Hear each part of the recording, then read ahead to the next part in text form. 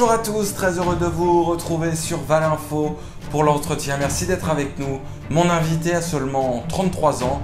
Il a déjà interviewé les plus grands. Il est reconnaissable à son nœud papillon et à ses questions volontairement subversives. Mon invité, c'est Jordan Deluxe. Bonjour. Bonjour. Merci beaucoup d'être avec nous. Alors je vous reçois aujourd'hui car comme je le disais en vous présentant, vous avez à seulement 33 ans déjà interviewé les plus grands artistes, les plus grands animateurs français et on va y revenir dans un instant. Mais juste avant, j'aimerais qu'on parle de votre parcours. Comment tout cela a commencé ? Comment tout ça a commencé? Ça a commencé par une histoire toute bête. En fait, j'avais envie de faire de la radio et donc du coup j'ai envoyé un message à Laurent Baffy et ça n'a pas marché du tout parce que évidemment il n'a pas répondu sur Facebook notamment et je l'ai regardé sur internet et j'ai vu qu'il y avait une émission qui s'appelait C'est quoi ce bordel sur Europe 1 et c'est quoi ce bordel. Je me suis dit il faut que je trouve une solution pour évidemment rentrer dans cette émission. J'ai appelé pour faire partie du public et puis je suis pas tombé du tout sur Laurent Baffy évidemment. Je suis tombé sur un mec qui s'occupait des invités et à ce moment-là, le mec me dit écoutez, si vous voulez, vous pouvez participer. Il y a un téléphone portable à gagner, donc je trouvais ça intéressant. Je me suis dit mal de gagner ce téléphone. J'appelle et je participe à l'émission et évidemment ça se passe pas comme prévu. À la fin de l'émission, Laurent Baffy me dit écoutez Jordan, c'était pas bon ce que vous avez fait, vous avez perdu le téléphone. Et du coup, j'étais un petit peu énervé, donc je lui ai répondu du tac au tac, comme je savais qu'il aimait un peu l'audace. Bon, écoutez, Laurent, étant donné que j'ai pas le téléphone, ce que j'aimerais faire, c'est venir faire une chronique à l'émission. Et là, il m'a dit, ah bon, et si j'accepte pas, qu'est-ce que tu fais? Et je lui ai dit, si t'acceptes pas, je viens quand même. De toute façon, j'ai rien à perdre. Et là, il m'a dit, écoute, t'as qu'à venir faire un petit moment avec moi, à l'antenne la semaine prochaine, tu viendras présenter ta chronique. Donc, ni une ni deux, je dis à ma mère, maman, je pars à Paris pour faire ma petite émission et tout. Donc, je monte à Paris et évidemment, j'arrive devant la file d'attente de Europe 1 et je vois Laurent Baffy qui arrive. Je lui cours dans les bras en lui disant, Laurent, c'est moi, vous avez eu la semaine dernière. Et Laurent Baffy, évidemment, il savait pas du tout qui j'étais, donc il me fait, ah bon, mais je sais pas pourquoi t'es venu, ça sert strictement à rien, aucun intérêt. Donc j'étais là, j'étais un peu dépité, je dis merde, ça commence bien cette histoire. Et il y a quelqu'un dans le public qui me dit écoute Jordan, t'as qu'à venir quand même, j'avais préparé une petite chronique et tout, mais t'as qu'à venir quand même, on va passer un moment ensemble et on verra bien ce qui se passe. Je rentre dans l'émission, je me mets autour de la table, dans le public, et puis il y avait l'invité Geneviève de Fontenay, les frères Bogdanov, je crois qu'il y a Patrick Toulouse aussi. Et là, à ce moment-là, au milieu de l'émission, il y a Baffy qui fait, et ça tombe bien, la semaine dernière, il y a un petit enculé qui nous a appelé. Je suis putain, c'est moi les petits enculés. Et il me fait, t'as qu'à venir au milieu de la table, faire ta chronique à la con et tout. Alors, moi, j'étais comme un fou, j'étais tellement content. Et donc, du coup, il me met à l'antenne et j'y vais, je commence à faire un petit chronique, tout simplement. Et là, à la fin, je vais le voir, puis je lui dis, écoutez, est-ce que ça vous a plu, Laurent? Et puis, il me fait, franchement, c'était de la merde. Je fais, écoutez, Laurent, c'est pas grave, c'est de la merde, mais en tout cas, j'ai passé un bon moment, j'étais avec vous, et puis, voilà, j'ai été content de faire ça avec vous. Et là, il me fait, non, sincèrement, c'était très bien, je pense que tu as un avenir dans ce métier. Et là, il me regarde, il fait, il y a la pute au chapeau qui veut te parler. La pute au chapeau? Et, et je regarde dans le fond, et en effet, il y a les Geneviève de Fontenay qui me faisaient des yeux doux. Et je vais la voir, et elle me fait, Jordan, je vais vous donner mon numéro de téléphone. Voilà, on se recontactera, vous pourrez être mon filleul de télévision. Alors, moi, je dis, ouais, pourquoi pas, ça peut être sympa. Et puis, quelques jours après, j'ai un appel du groupe Énergie 12 qui me propose une émission de télé en stagiaire. Donc, ils me disent, écoute, on fait rentrer un petit nouveau là qui est sur YouTube qui s'appelle Cyprien. Ah oui. Et est-ce que tu veux venir travailler avec lui, voilà, être stagiaire? Et donc, du coup, je dis oui, avec plaisir. Et donc, du coup, j'ai passé 1 an avec Cyprien et puis un autre garçon qui s'appelle Maxime Muscat. Voilà, ça a duré 1 an. On a passé 1 an ensemble sur l'émission. Puis j'ai essayé 2-3 fois d'aller dans les petits extraits télé, mais très vite, Cyprien m'a dit ouais, mais tu prends un peu de place, toi. Donc non, c'est bon. Et il m'a un peu sorti du game. Donc là, je me suis dit bon, alors ça commence. Peut-être pas trop rester là-dedans. Faut trouver peut-être une solution. Et un petit peu après, j'ai trouvé un stage. Et ce stage-là, bah, du coup, j'ai décidé de le faire sur France 2 avec une boîte de production qui s'appelle Mistral, qui produisait à l'époque une émission qui s'appelle Interville. Ils Ah avaient oui. les droits, ils préparaient les 50 ans d'Interville. Donc, je commence à discuter avec le mec qui s'occupe d'Interville. Et puis, il me dit, il faudrait trouver quelque chose pour faire parler les invités. Je dis, ah ouais, je dis, mais qu'on pourrait faire. Puis là, je vois des costumes un peu à côté de l'escalier. Je dis, ah, ça, il y a des costumes de mascotte, de machin. Je dis, mais on n'a qu'à faire des petites pastilles pour les 50 ans et on les tourne ensemble. Et je dis, je prends une mascotte et puis je fais dire un petit mot pour les 50 ans, un bon anniversaire à l'émission avec Thierry Roland, et le mec me fait, bah ouais, pas de souci. Je dis, par contre, moi, j'ai pas les numéros. Et là, il m'a donné un Graal que j'ai toujours dans mon ordinateur. C'est les numéros de téléphone de toutes les personnalités de France 2. Ah oui, donc ça sert quand même, c'est pratique. Donc là, c'était cool, voilà, parce que c'était vraiment un vrai carnet d'adresses. Donc j'ai ouvert ce carnet d'adresses et puis on a commencé à travailler ensemble là-dessus. J'ai fait des petites vidéos, puis la première que j'ai faite, c'est de Thierry Roland. C'est un commentateur sportif que les plus jeunes ne connaissent pas, mais qui est très très populaire. Et ce Thierry Roland, un jour, je vais le voir, et puis j'arrive avenue d'Abourdonnais, juste à côté de la Tour Eiffel. Je monte, et puis j'arrive avec un costume énorme de moustique. Je fais à Thierry Roland, ben voilà, c'est ce costume que vous allez devoir mettre. Puis Thierry Roland me dit, ah non, mais moi, je mettrai pas ce costume-là, hein. C'est hors de question que je fasse une vidéo comme ça. Et là, je me dis, putain, ils vont tous me faire le coup. Ils vont tous me faire, ouais, non, non, je mets pas le costume, j'en veux pas et tout. Donc, je fais à Thierry Roland, je me dis, bon, je vais tenter le bluff. Je le regarde et je fais, eh ben, à ce moment-là, on fait pas l'émission, on fait pas la pastille. Et Roland me fait, ah bon, vous êtes joli pour rien, alors? Je dis, bah oui, non, mais je vois pas l'intérêt. Je dis, en plus, c'est vraiment dommage parce qu'on l'a fait avec Foucault. Il me regarde les yeux dans les yeux et il me dit, Jean-Pierre Foucault a mis ce costume? Et je le regarde, je fais, oui, Thierry Roland. J'avais fait aucun invité, hein, évidemment, c'était du bluff. Et il me fait, ok, si Foucault l'a fait, je le fais. Et j'avais une peur bleue qu'il appelle Foucault en lui disant, dis donc, t'as fait le truc d'interdit. Et donc, du coup, on l'a fait. Pour la petite histoire, il est mort 6 jours après. C'est la dernière vidéo qu'il avait faite, en fait, il est décédé après. Et le truc drôle, c'est que, évidemment, j'avais Foucault après, j'ai fait Foucault. Et Foucault m'a demandé si Thierry Roland l'avait fait. Le petit truc avec le costume et là j'avais la vidéo, donc c'était trop drôle. Je me suis dit bon bah là c'est bon, je peux lui montrer la vidéo parce que je l'avais en rush dans la caméra. Et donc suite à ça, j'ai un peu glané tous les animateurs télé. Puis un jour j'ai travaillé, enfin j'ai passé un moment avec un animateur qui s'appelle Laurent Artufel, très très proche de Morandini à l'époque. Cet animateur là, je lui dis bah écoute, si jamais t'as besoin de moi, fais-moi ci. Et cet animateur était sur une radio qui s'appelle Voltage. Et un jour, il m'appelle, il me dit, écoute, Jordan, on va faire une émission ensemble. Si ça te dit, tu feras Voltage Man. C'est-à-dire que c'est un petit bandeau rouge et puis tu vas distribuer de l'argent aux gens dans la rue. Je dis, bah, écoute, avec plaisir. Et puis, il commence à m'embaucher pour un mois. On travaille ensemble pendant un mois. Puis, à la fin du mois, il y a le directeur de Voltage qui m'appelle pour me convoquer. Il me convoque, j'arrive, puis ils me font, Jordan, on va virer Laurent Artufel. Je fais quoi? Il fait oui. Je dis, oh, bon, bah, écoutez, c'est une très belle aventure, merci. Il fait, non, non, on n'a pas fini. Il dit, on va virer Artufel et on va te mettre à la place. On va monter une équipe autour de toi. Si vous vous rendez compte, pour moi, c'est une horreur. Je dis, comment voulez-vous que je fasse ça? Je dis, c'est lui qui m'a fait, c'est grâce à lui que je suis là, quoi. J'étais là, c'est pas bien. Et donc, du coup, bon, bah, ça s'est vraiment fait parce qu'ils en voulaient plus.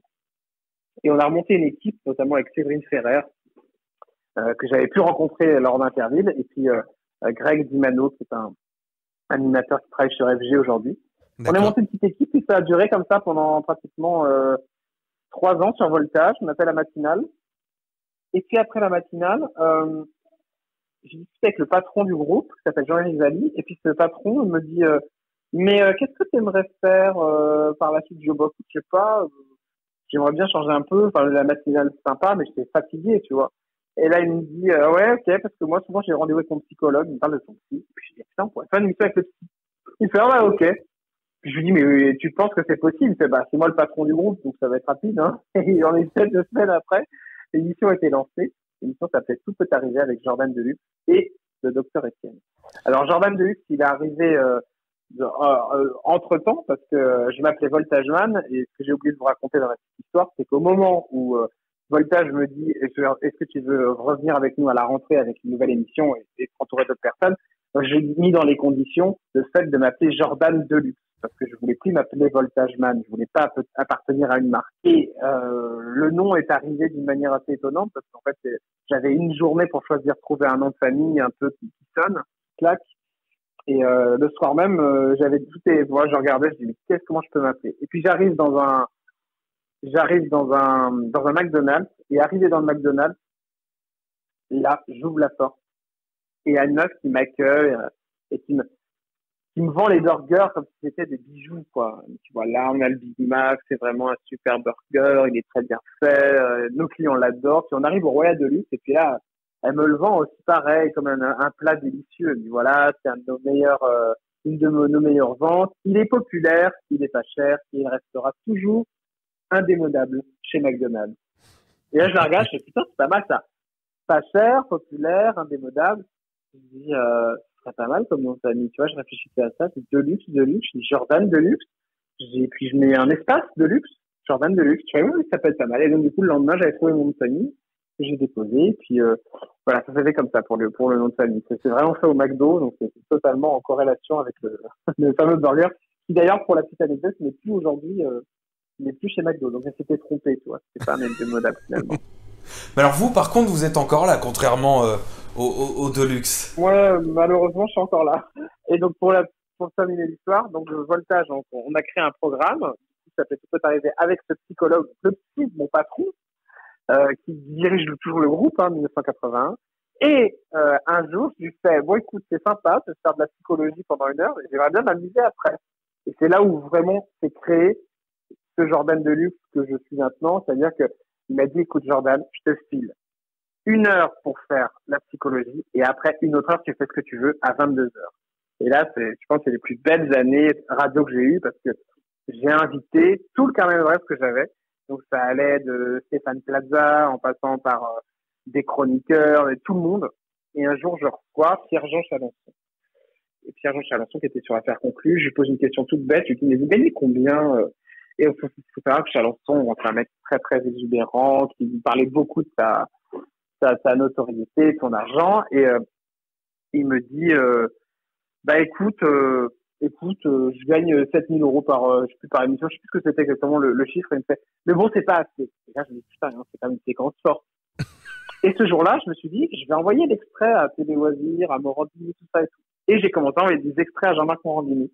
Et puis, à chaque fois, ça marchait. C'est-à-dire que ça marchait parce que quand on posait des questions d'argent, c'était les premières émissions où on posait vraiment des questions sur le salaire des animateurs. Et ça a tellement bien marché qu'un jour, Jean-Marc Morandini m'a envoyé un message et m'a dit que Jordan, est-ce que tu veux pas venir me voir à la fin d'une émission?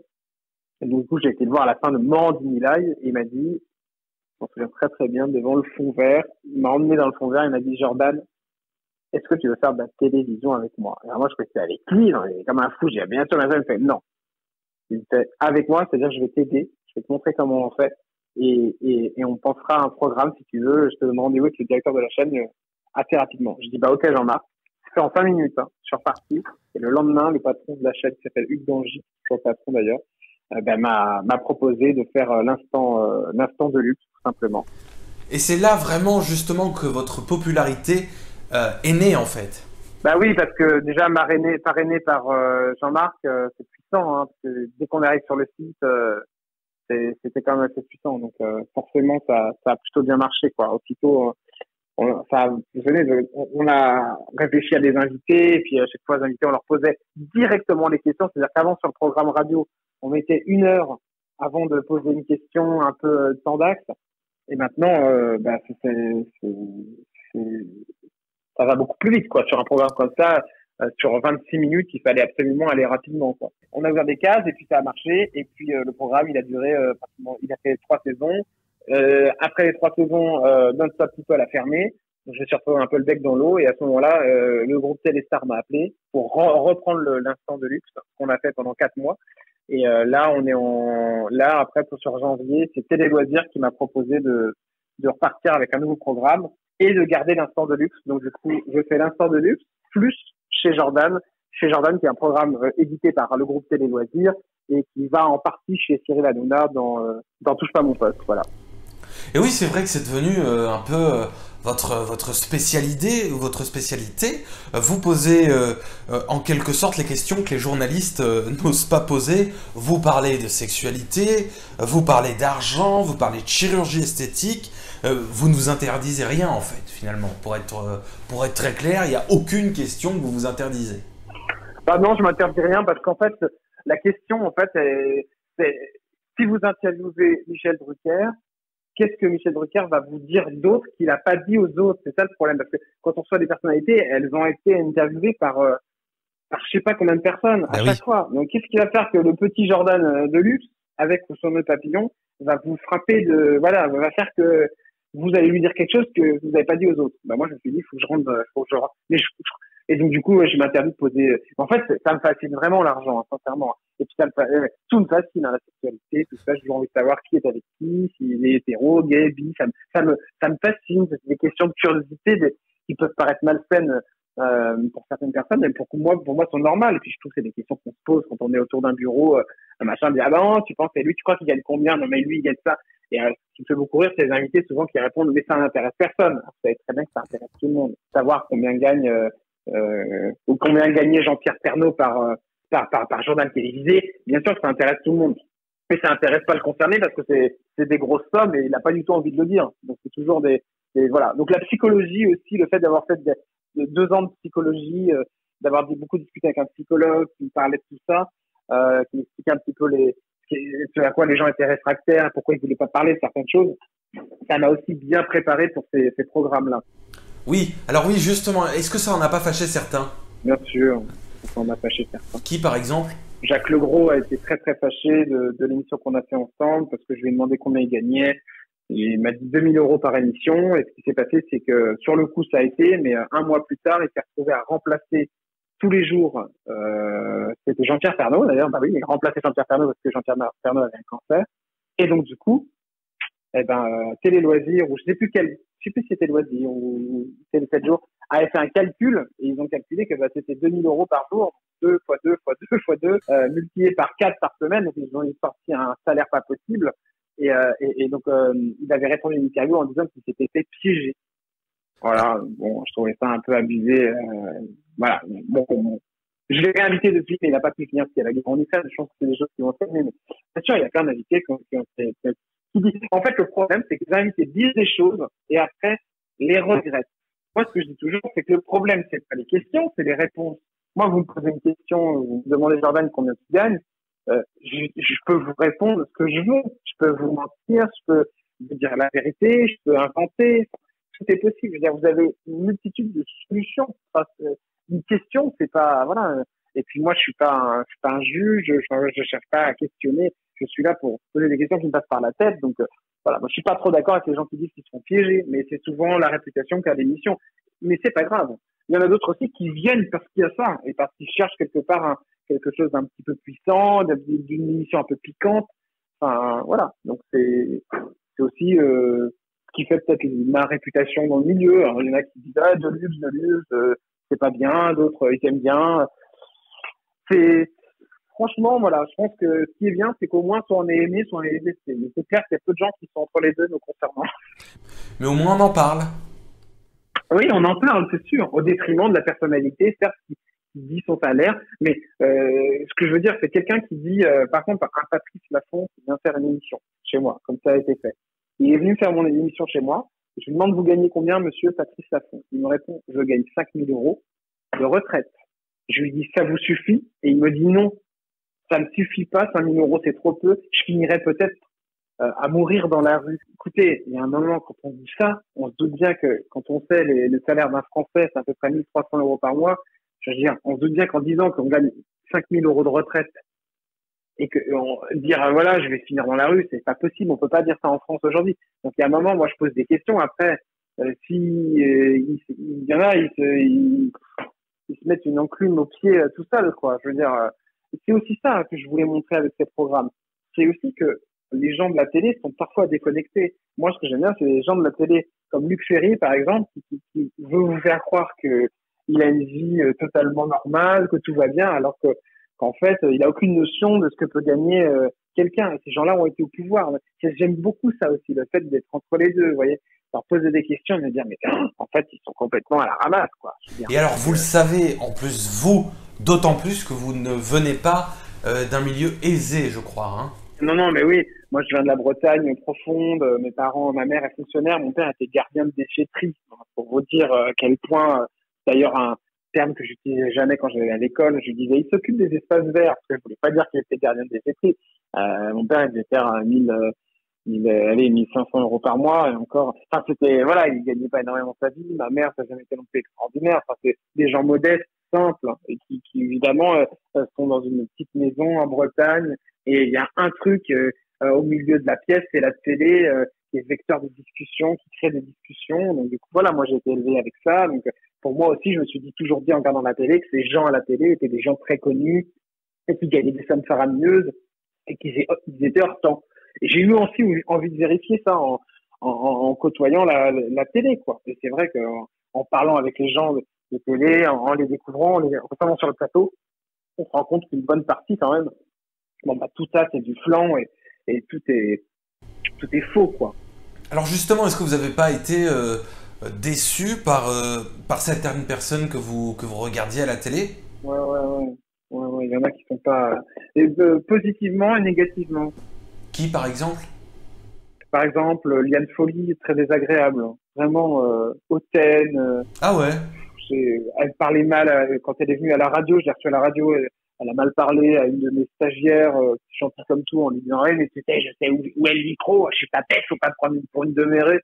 Enfin, tu vois, j'étais là, j'ai dit c'est de l'agression sans aucune raison, sans il y a pas de enfin voilà, il y a des gens comme ça qui sont persuadés voilà, je pense qu'il y a des gens qui supportent pas aussi le fait de perdre un peu de vitesse dans les médias et donc du coup voilà, ils font leur star alors que les plus gentils sont les plus connus. Alors là, ça c'est complètement vrai. Je suis entièrement d'accord. Tout ce qui est télé-réalité, c'est une vraie catastrophe. Hein. Ils viennent pas à l'heure, ils veulent un Uber, aller, retour, des sushis, de l'argent, c'est un truc pas possible. Invité à Tina Turner, vous allez voir le cirque que c'est, quoi. C'est insupportable. Il faut une bouteille de champagne. Bon, elle, c'est peut-être un cas exceptionnel, mais il y a plein d'invités, c'est très compliqué, quoi, de les gérer, et machin, et je veux pas faire ça, et je veux pas dire ça, mais si je fais ça, et je voudrais enlever ça, et par contre, vous appelez un Michel Drucker, vous passez pas par un attaché de presse, il vous répond par texto, et il arrive le lendemain avec sa petite Twingo, et puis son chien, et puis il dit Jordan, il n'y a pas de souci, tu fais ce que tu veux d'émission. Voilà, et les plus grands sont les plus simples. Voilà, ils sont pas compliqués, les gens qui aiment parler de leur travail. Donc ouais, moi j'ai eu beaucoup de déceptions, bien sûr, les invités et des invités incroyables, hein, Laurence Boccolini, super gentil, qui peut-être pu avoir une image un peu de quelqu'un d'un peu sévère, c'est vrai à la télé, peut-être avec son passif sur TF1, une femme très gentille, très douce, enfin, c'est une vraie surprise, ça donne vraiment une vraie surprise. Prenez Michel Drucker, c'est pareil, très très gentil, ces gens-là, franchement, c'est des amours. Ah bah pour Michel Drucker, oui, enfin en tout cas en ce qui me concerne, j'ai eu l'extrême honneur de l'interviewer et c'est vrai que c'est quelqu'un d'extrêmement sympathique, quoi. Il n'y a rien à prouver, voilà, c'est un grand. Alors j'imagine que le passionné de médias que vous étiez, que vous êtes d'ailleurs toujours, a eu à interviewer des personnes dont vous étiez fan avant. De quelle interview, je sais que c'est difficile, mais de quelle interview seriez-vous le plus fier? Anne-Claire Coudray, Anne Hidalgo, ça m'a fait très plaisir de la recevoir. C'était il n'y a pas longtemps en plus, Anne Hidalgo, je crois. Hein. Ouais, c'était il n'y a pas longtemps. Ouais. Et surtout, ce qui m'a fait plaisir, c'est elle fait peu de plateaux. Enfin, elle choisit vraiment ses plateaux parce qu'elle se fait défoncer toute la journée. Et j'ai envoyé un texto. Et je lui ai dit, est-ce que Anne, vous seriez d'accord pour venir? Puis elle m'a répondu un truc très gentil, Jordan, je viens avec plaisir, c'est pour vous, je vous embrasse. Et elle est venue 4 jours après, quoi.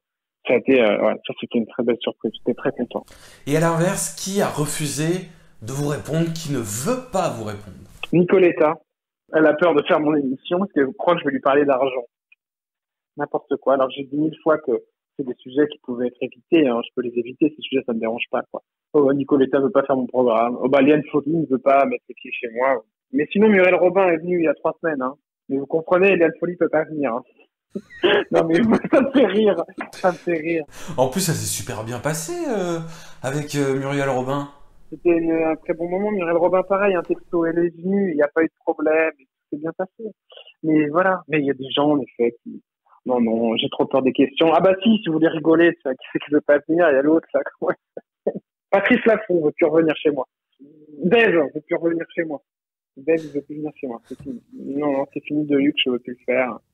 Je sais pas pourquoi, ils sont, j'ai assisté à une scène la dernière fois incroyable où il est venu, juste avant qu'il y ait son accident d'ailleurs. Et il voulait repartir, finalement, il voulait plus faire l'émission, ça m'intéressait plus. Bon. C'est pas très grave, hein, je veux vous dire. Mais oui, non, mais bien sûr, parce que par rapport à ce qui se passe bien, finalement, c'est pas si grave que ça.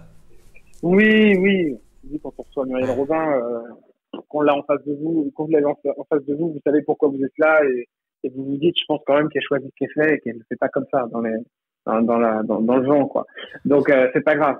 C'est pas très grave. Mais bon, ça me fait plus rire que d'autres choses, quoi. Mais c'est souvent des gens qui sont quand même pas trop plus trop dans le viseur, hein. Ça me flatte qu'ils aient peur de venir chez moi parce que je pense pas être un méchant et encore une fois, vous êtes prisonnier de ce que vous dites. Moi, je suis juste là pour faire parler les invités, hein. Mais je suis pas pire qu'un Marc-Olivier Fogiel. Quand vous allez sur son divan, vous passez pratiquement 1 heure et demie. Enfin, je veux dire, c'est autre chose, quoi, hein. Moi, c'est 30 minutes, c'est tranquille, hein. Mais bon, il y en a qui, je sais pas, il y en a beaucoup qui me disent que quand on va chez moi, on se laisse emporter, et donc du coup, on dit des choses qu'on ne dirait pas ailleurs. Et alors, autre question, qui rêveriez-vous d'interviewer? Mylène Farmer. Ah oui. Bah oui, parce que j'aime beaucoup déjà. Elle a participé une grande partie à mon évolution quand j'étais petit, parce que j'écoutais beaucoup. Et donc c'est l'artiste un peu, c'est la vraie artiste, la grosse artiste. Mylène Farmer, ouais. Une Brigitte Macron aussi, ça me plairait beaucoup. Si je vous dis un Thierry Ardisson, c'est pareil, on est dans la même veine. Cyril Hanouna aussi, ça me plairait bien de m'inviter. J'aimerais bien m'inviter, mais il fait très peu de plateaux. Et le problème, par exemple, d'un mec comme Cyril, c'est que vous l'invitez, mais quoi lui faire sortir? Il dit tellement de choses, il est tellement transparent dans son programme que pour trouver quelque chose à lui faire dire, c'est voilà, on va aller sur des sujets qui forcément sont pas forcément des sujets où peut-être qu'il a pas envie d'aller, je sais pas, mais donc du coup c'est difficile, c'est des invités pratiquement impossibles à avoir. Je reviens, Thierry Ardisson, vous lui avez proposé? Oui, j'ai essayé, mais il m'a renvoyé vers son attaché de presse. Il m'a gentiment décalé, mais c'est pas grave, on y arrivera bien un jour. Alors, j'ai lu aussi, mais vous allez peut-être pouvoir m'en dire plus, que vous alliez interviewer Gérard Depardieu. Mais oui, alors Gérard Depardieu, c'est très drôle parce que je l'ai eu au téléphone par l'intermédiaire d'un ami qui s'appelle Hassan. On a discuté. En fait, un jour, je l'ai appelé parce que je vais l'inviter sur le programme. Puis on m'a envoyé chier. Et puis je lui ai dit, bon, bah écoutez, c'est pas grave, envoyez-moi chier, je m'en fous. J'ai dit, de toute façon, je vous aurai au téléphone, je suis déjà bien content. Puis à la musique, je lui ai dit ça. On a discuté. Puis après, on a parlé un peu d'Instagram. Et il m'a expliqué qu'il voulait ouvrir un compte. Et donc, du coup, ni une ni deux, je lui ai dit, bah écoutez, je vais vous ouvrir un compte si vous voulez. Et il tombe que j'ai des relations sur le groupe sur Instagram. Et donc du coup, bah, je savais très bien qu'ouvrir un compte avec Gérard Depardieu, ça allait être faire rapidement, quoi. Donc du coup, j'ai contacté Insta avec mon petit réseau et puis on lui a ouvert un compte Instagram. Donc c'est bien lui qui est derrière ce compte Instagram. Et en échange, il m'a dit, bah, écoute, je viendrai faire ton émission. Et on devait la faire là dans la semaine dernière. Enfin, ça devait se faire dans les jours qui arrivaient. Sauf que le problème, c'est qu'il y a eu une histoire qui est tombée. Déjà, il y a eu l'Ukraine, ça n'a pas aidé parce que il s'est un peu fait attaquer comme il a des amitiés avec le président Poutine. Et deuxième chose, au moment où ça allait pratiquement se faire, il y a eu ce problème d'histoire là, de justice qui est revenu, qui est remonté. Et donc, ouais, il fait aucun plateau, il s'est terré chez lui dans sa maison et voilà, il ne veut rien faire pour l'instant. Ce sera plus tard, mais ça, on le fera avec Depardieu, il n'y a aucun problème. Voilà, mais voilà. Lui, c'est un peu, il vous appelle le jour pour le lendemain et puis il le fait, quoi. Bon, et ben en tout cas, on va surveiller tout ça pour voir quand l'interview, bien sûr, va se faire. Merci beaucoup, Jordan, d'avoir été avec nous. C'était vraiment un plaisir de parler avec vous. Merci à vous, c'est un vrai plaisir aussi. C'est toujours agréable de parler de son métier, d'essayer de faire partager ça aux autres, quoi. Ça, c'est sûr. Merci beaucoup, Jordan. Je rappelle que vous êtes donc sur Téléstar avec Chez Jordan et sur YouTube notamment, mais pas que, avec l'Instant de Luxe 2.0. Merci beaucoup, Jordan, d'avoir été avec nous. Merci beaucoup, à bientôt. Avant de se quitter, je vous rappelle que vous pouvez bien sûr suivre Valinfo sur les réseaux sociaux qui s'affichent actuellement. Merci pour votre fidélité. C'est la fin de cette émission. Je vous dis à très vite.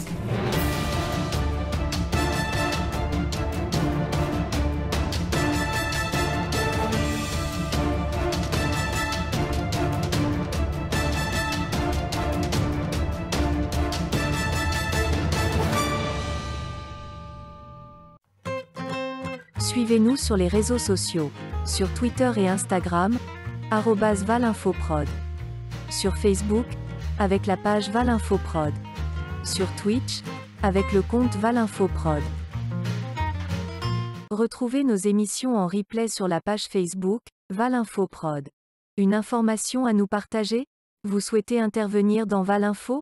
Une idée à partager? Un animateur ou une animatrice à contacter? Envoyez-nous un mail. rédaction@valinfo@gmail.com